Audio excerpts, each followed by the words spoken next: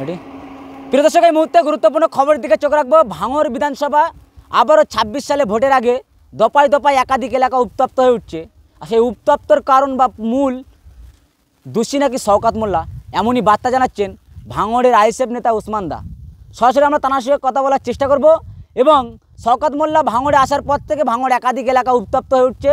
বোমাগুলিতে একেবারে দিনের পর দিন আওয়াজ উঠে আসছে ভাঙড় বিধানসভাতে শওকত মোল্লা দায়িত্ব পাওয়ার পরে। তাহলে এবারে ২৬ সালে কীভাবে লড়াই দেবেন? তিনি ১৫১ দিন জেল খেটে বাড়িয়েছে, তারপরেও তিনি কিন্তু ঘরে ঢুকে যায়নি। এর নামই আইএসএফ, এমনটাই কিন্তু বার্তা জানাচ্ছেন।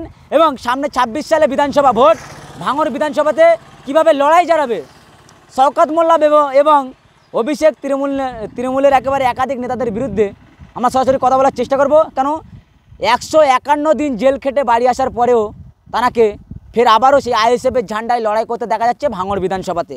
কি জানাচ্ছেন আমাদের ক্যামেরার মুখোমুখি, দেখতে থাকুন বিস্তারিত খবর আইএসএফ বাংলার পর্দায়।